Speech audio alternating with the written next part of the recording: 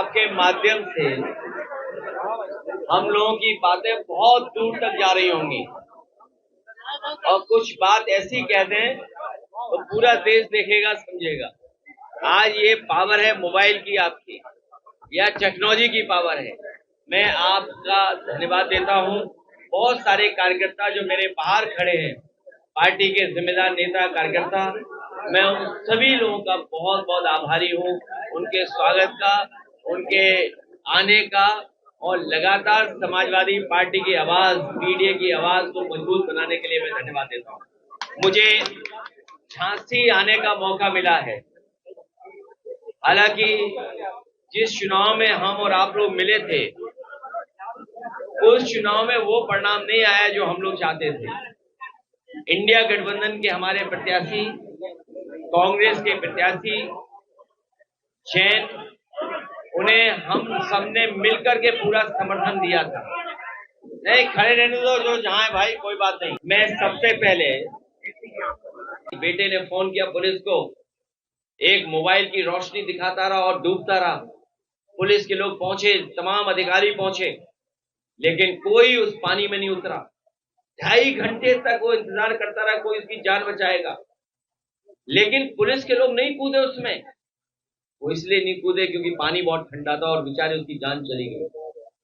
अभी जब आपने गोरखपुर के बारे में पढ़ा होगा, 14 साल का बच्चा जो साइकिल चला रहा था, सीखने निकला साइकिल, वो नाले में गिर गया और उस तरीके से उसकी जान चली गई। अभी 14-16 साल की गेवड़ी के साथ क्या हुआ गोरखपुर में? ये तो कहते हैं कि हमने 1 डिस्ट्रिक्ट 1 हॉस्पिटल मेडिकल कॉलेज बनाया है। जिस गोरखपुर में समाजवादी सरकार में एम्स के लिए जमीन दी गई, एम्स बन गया वहां पे, मेडिकल कॉलेज, उसको भी सुविधाएं दी हम लोगों ने, लेकिन 19 लोगों की सुनाई, आंख चली गई। 19 लोगों की आंख चली गई। ये गोरखपुर है, सोचो आप। वो गोरखपुर नहीं है, वहां पे गोरख धंधा चल रहा है। और गोरख धंधा, मैंने कई बार बोला,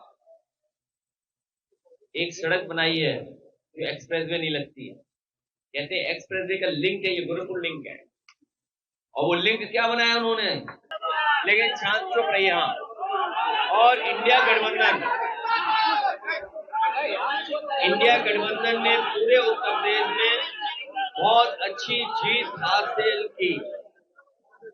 इंडिया गठबंधन ने समाजवादी पार्टी और कांग्रेस से मिलकर के बहुत बड़ी जीत हासिल की, और उसका परिणाम ये हुआ, उत्तर प्रदेश की जनता ने जो समर्थन दिया, उसका परिणाम ये हुआ कि बीजेपी को अपनी सरकार बनाने का मौका नहीं मिला, बल्कि उनकी भी सरकार गठबंधन की बनी है। और मैंने पहले भी कहा था, फिर वही बात मैं दोहराता हूं, उत्तर प्रदेश से ही भारतीय जनता पार्टी आई थी, और उत्तर प्रदेश से ही भारतीय जनता पार्टी को बाहर जाना है। अभी थोड़ा बाहर कर पाए हैं, 27 में पूरा बाहर हो जाएंगे। 27 में जनता ऐतिहासिक जीत दिलाने जा रही है, और इसलिए भी दिला रही है, इनके मुख्यमंत्री और डिप्टी सीएम एक दूसरे का सर फोड़ रहे हैं। कभी आपने कल्पना नहीं की होगी, हिंदू धर्म के, सनातन धर्म के सबसे हमारे पूजनीय शंकराचार्य, उनके खिलाफ कोई बोल भी नहीं सकता था। लेकिन सोचिए, अहंकार ने, इस सरकार के अहंकार ने, और न केवल उनका अपमान किया, बल्कि हमारी पौराणिक परंपरा जो रही है सनातन धर्म की और हिंदू धर्म की, कि शंकराचार्य पूरे अपने सम्मान के साथ, गाया बाजा के साथ, अपने जितने सहयोगी साथी उनके साथ जाकर के गंगा और संगम में स्नान करते थे। हम नहीं समझते कि हमें, आपको याद होगा कि कभी किसी पूजनीय शंकराचार्य को स्नान से रोका गया हो। न केवल स्नान से रोका गया, बल्कि वो कई दिनों धरने पे बैठे रहे, उनके जो शिष्य थे, बटुक और जो कम उम्र के हैं, जो हमारी परंपरा को आने वाली पीढ़ी तक लेके जाने वाले हैं, उन तक को शिखा और जो हमारी सबसे ज्यादा सम्मानित हमारे स्तर पर जो शिखा होती है उसको भी पकड़ करके पुलिस के लोगों ने अपमानित किया और इतनी पिटाई की, इतनी धुलाई की कि हम और आप लोग कल्पना नहीं कर सकते। उनके शिखा पकड़ करके भी उन्हें अपमानित करने का काम किया। और फिर मुख्यमंत्री जी कितने होशियार है, सोचो, संविधान और कानून के पीछे छिप रहे हैं। जिस संविधान और कानून को कभी मुख्यमंत्री जी ने नहीं माना, जिस संविधान कानून की वो बात कर रहे हैं, उसको कभी माना नहीं उन्होंने। ये दूसरों को उपद्रवी कहते हैं, माफिया कहते हैं।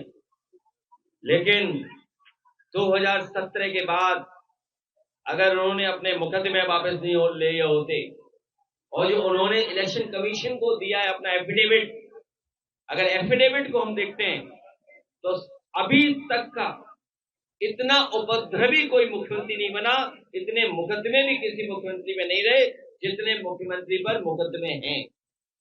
उन्होंने अपने मुकदमे वापस लिए। और जो लोग माफिया और कानून व्यवस्था की बात करते हैं, बांदा आपका दूर नहीं है। बगल के बांदा में स्क्रैप माफिया सोचिए, इस स्क्रैप माफिया को जेल से भगा दिया। वो अलग बात है, कन्नौज में हमारे कंबल से 2 अपराधी भाग गए। उस समय पुलिस जश्न मना रही थी। हमने इसलिए नहीं बोला उनके लिए कि बेचारे पकड़े जाते, कंबल पकड़ करके जेल से भाग के बताओ। और उसी भागने को देख करके अधिकारियों ने मिलकर के स्क्रैप माफिया को बांदा से भगा दिया। और सुनने में आता है बांदा से ऐसा रूट बताया नेपाल का कि जाओ नेपाल, वहां से हवाई जहाज पकड़ना, देश छोड़ के चले जाओ। होगा तो गणित लगाओ जरा, हिसाब किताब बताइए। 90 किलोमीटर सड़क 7,000 करोड़ की बनी है, 7,000 करोड़ की। हाँ, कोई ठेकेदार अगर नया ठेका पाए, छोटा ठेका पाए, अगर वो मोटरसाइकिल लेके आए तो हम समझ जाते हैं छोटा काम कर रहा है, कोई छोटा ठेका मिला है। बड़ी गाड़ी लाएगा तो लगता है बड़ा ठेका मिला है। लेकिन बीजेपी के लोगों को जिनको ठेका मिला है, जिन्होंने एक्सप्रेस वे बनाए हैं, बुंदेलखंड तो देखा होगा आपने, वो मोटरसाइकिल गाड़ी नहीं लाए हैं, हवा में उड़ने वाले हवाई जहाज लाए। 7,000 करोड़ की लिंक रोड पर किलोमीटर हिसाब लगा दो। दूसरों को कहते हैं कि करप्ट है, भ्रष्टाचारी है। 10 साल से तो सरकार ही नहीं है, किसकी सरकार है? और ऐसे ऐसे भ्रष्टाचार के जो हमें आपको समझ में नहीं आ रहे हैं। ये झांसी बुंदेलखंड डेवलपमेंट अथॉरिटी बना रहे हो आप। कभी भी किसान के साथ हम लोगों ने भेदभाव नहीं किया। समाजवादी पार्टी की सरकार में हमेशा किसान प्राथमिकता पे रहा है। और मैं आज फिर भरोसा दिला के जा रहा हूं अपने बुंदेलखंड के किसानों को कि जब भी समाजवादी सरकार आएगी, प्राथमिकता पे हमारे किसान होगा, खेती होगी और उनकी पैदावार होगी। किसान, उसकी जमीन ली जा रही है, किसान की जमीन ली जा रही है। और जिम्मेदारी सरकार की बनती है कि मार्केट वैल्यू दे उन्हें, मार्केट वैल्यू नहीं दे रहे हैं।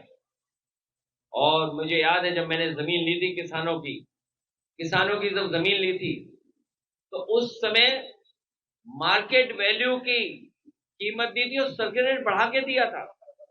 लेकिन ये सरकार सर्किट रेट भी नहीं बढ़ा रही, न मार्केट वैल्यू दे रही है। किसानों के लिए न जाने कितने 1000 एकड़ जमीन ले ली इन्होंने। और वही किसान खाद के लिए गया तो अपमानित हुआ, लाठी खाया, कईयों की जान चली गई, खाद नहीं मिली उससे। फसल तैयार हो गई तो कीमत नहीं दी, कीटनाशक दवाइयां महंगी कर दी, बीज महंगा कर दिया, बिजली महंगी कर दी और 1 यूनिट बिजली नहीं बनाई। मुझे खुशी है इस बात की कि कभी बहुजन समाज पार्टी की सरकार में शुरू हुआ था एमओयू, लेकिन पूरा नहीं हुआ था। उस एमओयू का लाभ उठा करके समाजवादी सरकार में बुंदेलखंड का सबसे बड़ा प्लांट बिजली का अगर किसी सरकार की देन है तो समाजवादी पार्टी की देन है। और हमारे समाजवादियों को याद होगा जब उस प्लांट का उद्घाटन हुआ था तो समाजवादी पार्टी के नेता, आदरणीय नेताजी यहाँ पर आकर के उस प्लांट का उद्घाटन करने के साथ ललितपुर का सबसे ज्यादा बिजली बनाने वाला उस बुंदेलखंड है। आपका परीक्षा का भी एक्सपेंशन अगर किसी ने किया तो समाजवादियों ने किया। घाटमपुर के उस तरफ निगली निकलाइट जो बना है वो भी बिजली का कारखाना अगर किसी ने लगाया तो समाजवादियों ने लगाया। बताओ बीजेपी ने कोई एक कारखाना लगाया हो बुंदेलखंड, बताओ बिजली का। सोलर प्लांट जो लगने लगे थे वो थोड़े बहुत बढ़ाए होंगे, लेकिन असली जरूरत हमारी पूरी कभी करता है तो हमारे बड़े थर्मल प्लांट करते हैं।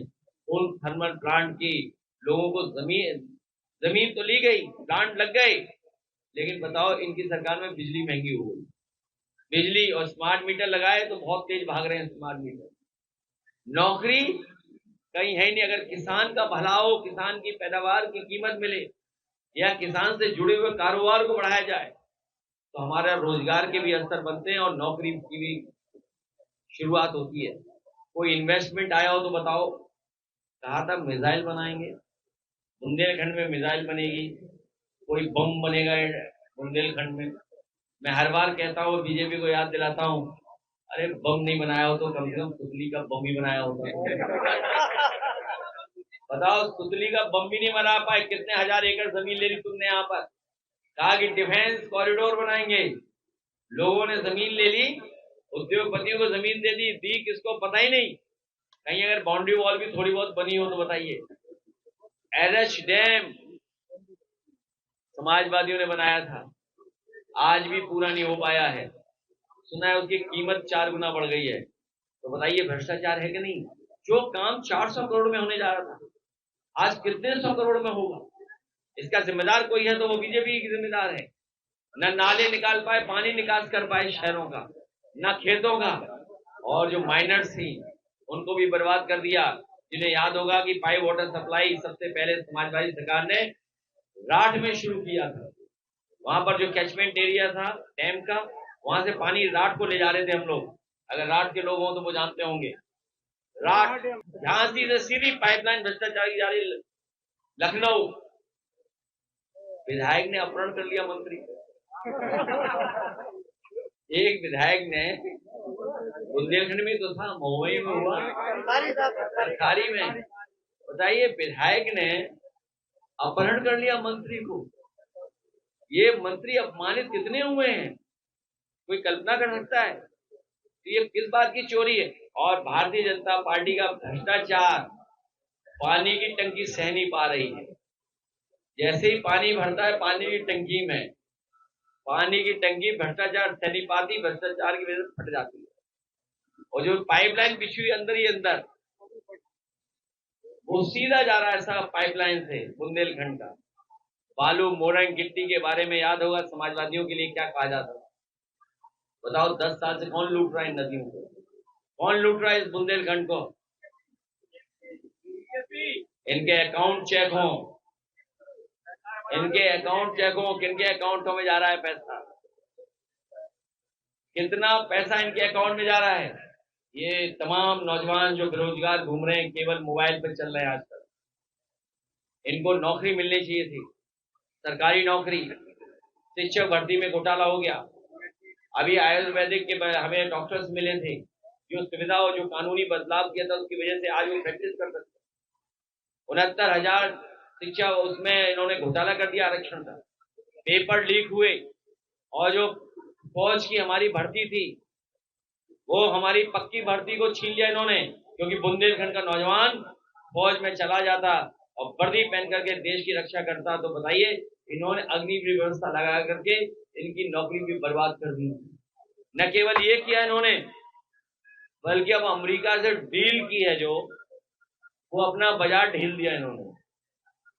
और बाजार ढीला ही नहीं इन्होंने, अब सुनने में आ रहा है गाय जानवर बकरी बकरा और मुर्गी मुर्गा सबका दाना भी अमेरिका से आने जा रहा है। फीड, एनिमल फीड आएगा। सोचिए, हमारा ये बना हुआ fodder and grass research institute, इसका काम था कि घास वो तैयार करें जो हाई प्रोटीन की हो, हमारे जानवर के मिल्क का प्रोड्यूस जो उसकी क्वालिटी बेहतर हो और उसके अंदर प्रोटीन ज्यादा हो, दूध के अंदर फैट कंटेंट ज्यादा हो।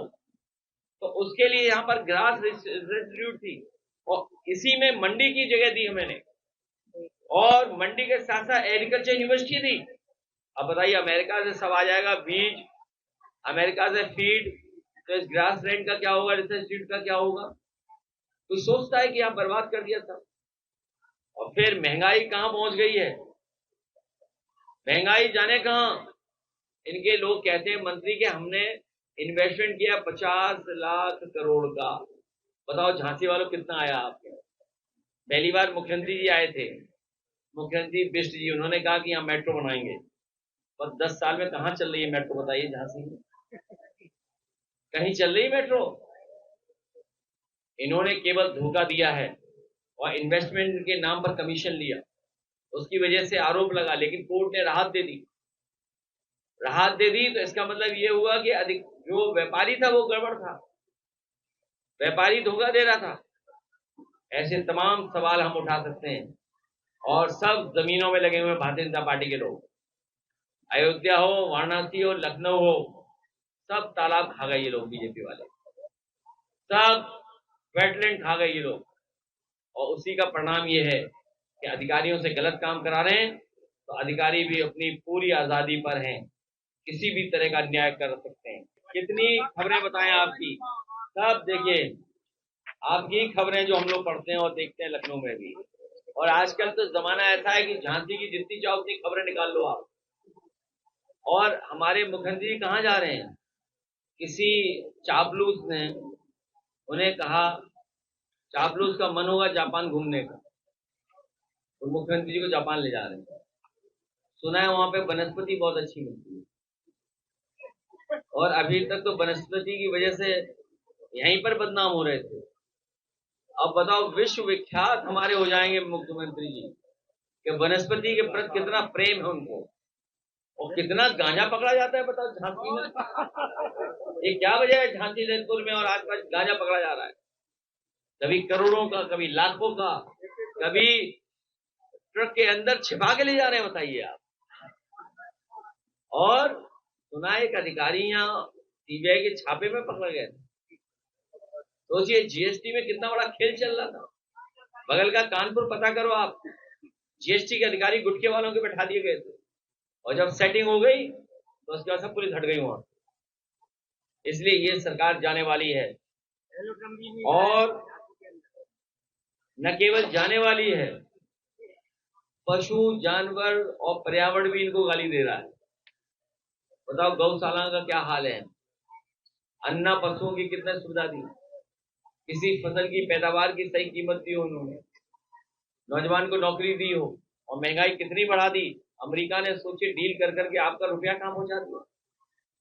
इन बातों को ये नहीं करना चाहते हैं, और हम बीजेपी वालों से कह रहे हैं कि 2014 में भारत का क्षेत्रफल क्या था और आज भारत का क्षेत्रफल क्या है। यहाँ जितने लोग हैं जानते होंगे कि अगर मेड़ भी उनकी कट जाए तो कानून का सहारा लेना पड़ता है, झगड़ा हो जाता है। पानी रुक जाए, पानी का नाली इधर उधर हो जाए तो झगड़ा हो जाता है। सोचिए आप। और हमारे देश की जमीन कितनी चीन ने छीन ली, न केवल जमीन छीनी, उसने हमारा बाजार भी छीन लिया। जितना ये मोबाइल हमें दिखाई दे रहा है, सब कहीं ना कहीं थोड़ा बहुत चाइना होगा इसके अंदर। इसलिए कोई इस देश को सही रास्ते पे ले जा सकता है, कोई देश के लोकतंत्र को बचा सकता है, समाजवादी व्यवस्था को बना सकता है, और सेक्युलरिज्म के फैब्रिक को मजबूत कर सकता है।